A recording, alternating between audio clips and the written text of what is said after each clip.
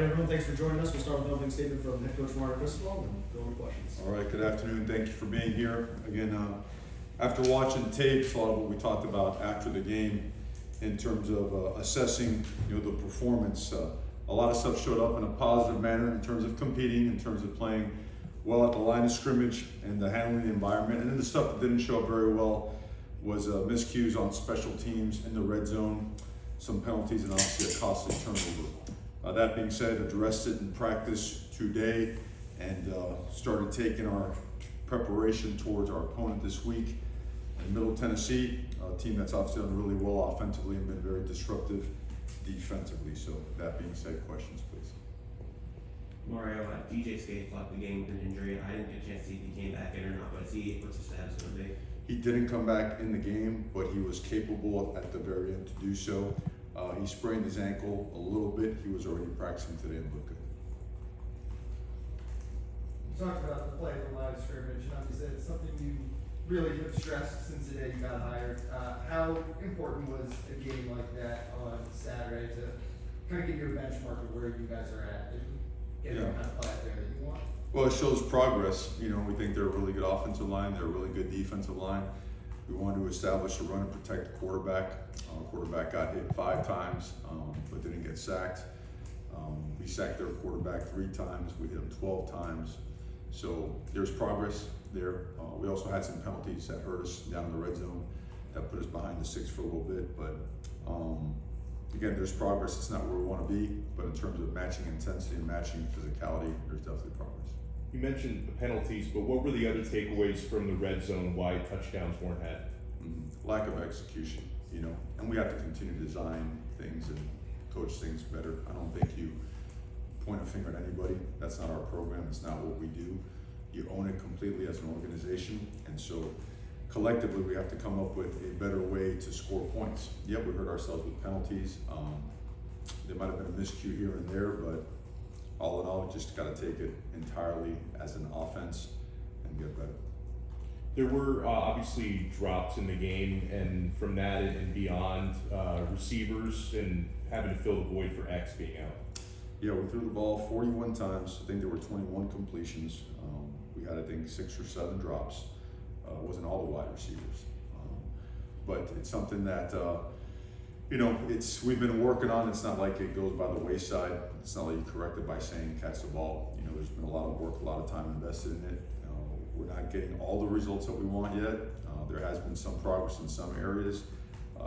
Not having Xavier Restrepo is obviously very, he's a very productive player, and in more ways than one, he's excellent for culture as well.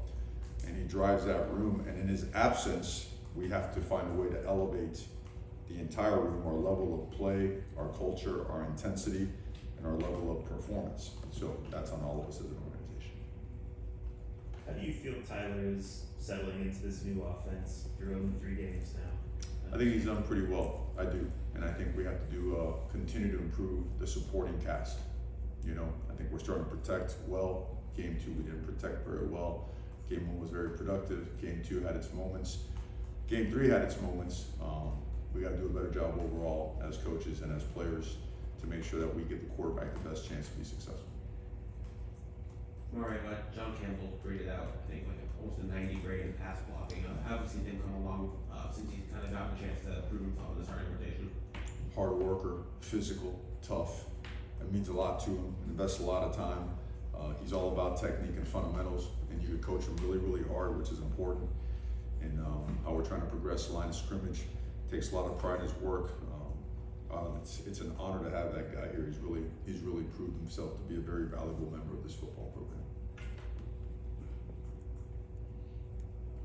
Coach, Jacoby George had those 2 catches in his first game back. How has he looked, coming off that suspension, and how do you see him progressing this season? Well, certainly he helped us in the game some, but has a lot of stuff to improve upon as well. And he is a guy that we're going to continue to push and progress and demand more of. And we're going to demand more of the entire wide receiver room, but we're going to help coach them and elevate them. I think you just sit back and say, hey, you guys got to do better. That's not it. It's our job, everyone in this organization, to help elevate that group, to make sure that the type of performance that we want to demand of that group is accompanied by encouragement, is accompanied by technique and fundamental work and practice reps that lead to a better result. So obviously we're counting on everybody in that room to get better. Mario, Rashard Smith, can you comment on him a little? I know he had a tough time for the last offensive play. How is the mental part now and getting over all that? Well, it's real simple. You better get over it. I mean, if you're affected by all the outside noise, you're going to have a tough time in this profession, right? This profession is very thankless and could be rough if you let the outside noise get to you. He's young, and I think he wants to do well. And like I mentioned earlier, I'm not mad at him. I'm disappointed for him. I know he's disappointed in terms of that. He is improving tremendously, and the only disappointment would be if a guy like that doesn't go out and spend every waking moment in the film room and every waking moment catching extra footballs. Because that's always made players at Miami a lot better, right? Guys in the best time to do their work. He's a good person. He's a talented player. He's growing. He is young. We put a lot on him in the absence of Restrepo, and he's handled some of it really well, and the rest we got to help him get better at. Mario, the blocked field goal, just low trajectory on the kick, just a good play by the defensive player. What did you think, sir? I'd say both. They got penetration, they got some knockback, and the kick was low. So it was a low trajectory. They're about 1.5 yards deep. Typically we get a little bit better lift, but typically we also get better, stand up at the line of scrimmage as well. So a combination of both, and obviously a very big play in the game. We were 3 for 5 on field goals for the day. How do you feel your team handled that environment, not playing games like that in a long time? How do you feel they handled that environment? They handled it well. I don't think the noise. Let me be set the right. I think they're an awesome environment. I think Texas A&M does a great job on game day. Their fans are behind it 100%. They do a really, really good job. But I don't think it played a factor in the game. We did jump offsides one time. Whether that be due to noise or not, I don't know. Hard to tell because we didn't have any other ones like that.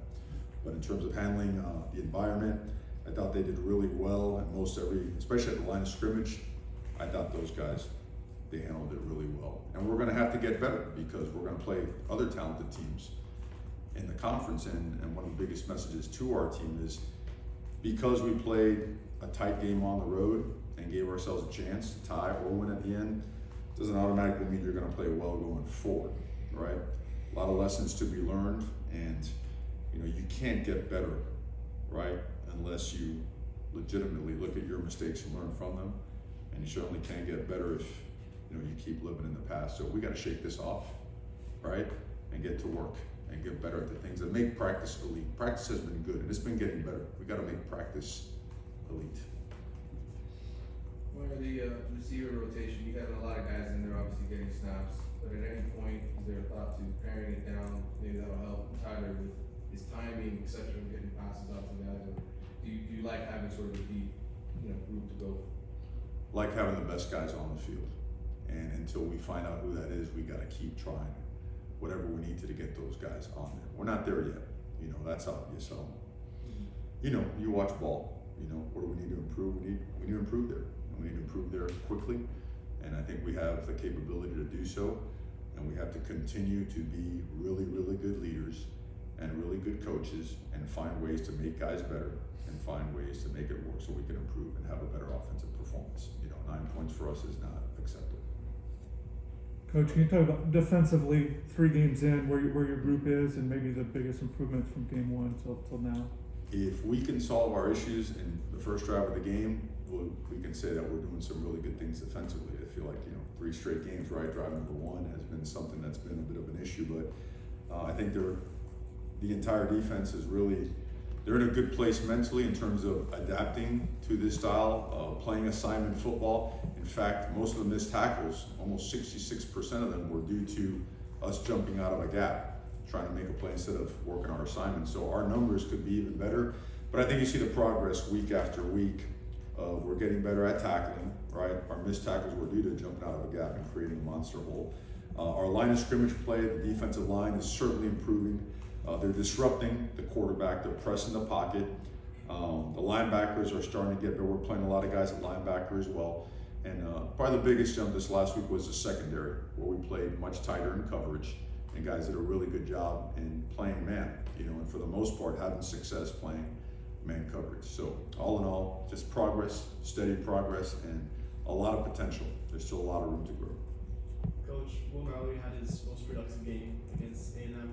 Has it been an emphasis to get more involved in the offense? It always has been. You know, sometimes the ball doesn't get spit out that way. I think if you watch this from spring through fall and all this penalties, the tight ends were touching the ball as much or more than anybody else. It didn't go that way the first 2 games. That wasn't by design. You know, the ball just happened to be spit out and wherever they gave us an access to or where coverage, you know, dictated where the ball should go. So, but he's a great player, and certainly when he touches the ball, we're a lot better of a football team, and we have to keep identifying our best playmakers, developing better playmakers, and get the ball in their hands. You know, it's that simple, and so that's what the emphasis of the week is on. And I was just wondering if you had an update on how the recovery process of Don Cheney Jr. has been coming along. It's been coming along well. I think, man, I hate to give you an exact date. I think he's still probably 6, 7, 8 weeks away. Okay, he will be back at some point this season. I'd go conservative 8 and pushing the envelope a little bit 6. Middle Tennessee State, their defense creates a lot of sacks, tackles for loss. What do they do well that makes them effective in that? They're disruptive movement, right?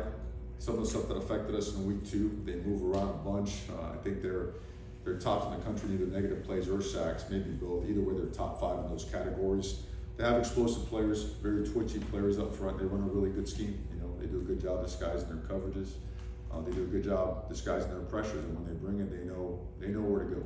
They're an experienced group with some good football players, and they score a lot of points too. So they feed off of each other. It's a team that plays well together. Anything else for Coach Cristobal? All right, thank you, Coach. Thanks.